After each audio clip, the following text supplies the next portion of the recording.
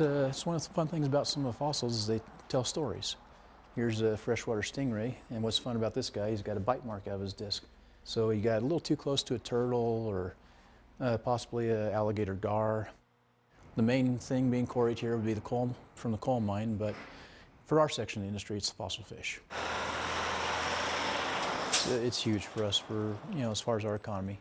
That the power plant, the coal mine provide a lot of jobs here.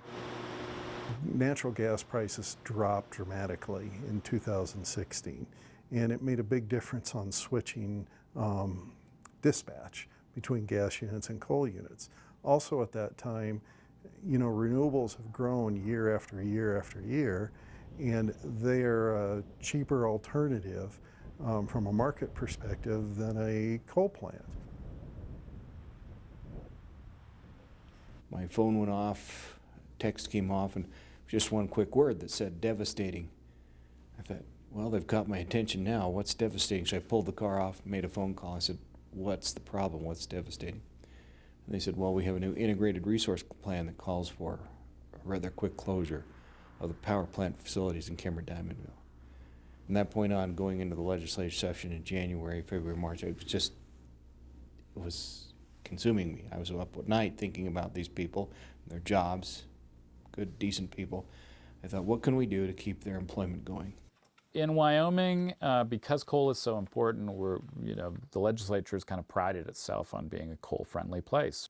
The state has also been a little bit slow to acknowledge what is going on in the world around it. Honestly, it has been very difficult in this state to talk about a transition away from coal because it's so politicized right now.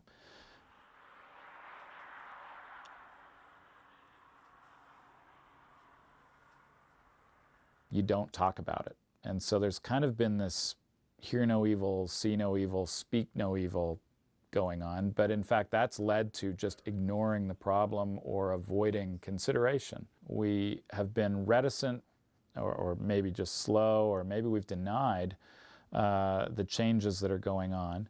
And so we've been slow to react to them. We haven't been proactive, we've been reactive. We have tried to put into place rules that, at least in this state, would slow down any transition.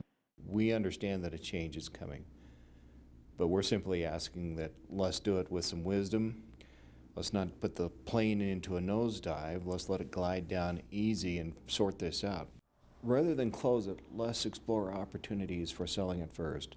It's my understanding that there are those in the mineral industry who may be able to make this situation work. If the current owner of a coal-fired power plant can't make money with that plant, why would somebody else buy it?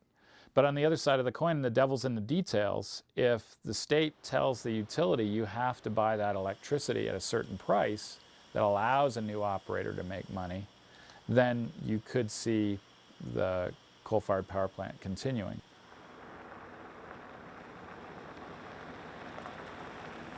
We need to start looking at diversifying our economy here. One of the things that we could be pushing a lot harder is paleotourism with fossil fish that we dig here, which is something that's very unique to this area. Yeah, so you guys have a pretty busy summer? Yeah. Getting lots of tourists? It's been really, really good for us this year. Yeah, that's good.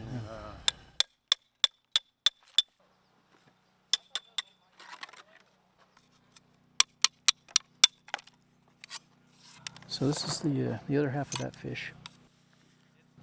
So when it's split, you get the scales and bones on both sides, so you got two halves to this fossil. The tourism, it can help, but it's not something that will take the place of those industries. I think manufacturing is going to be one of the biggest areas that will help us.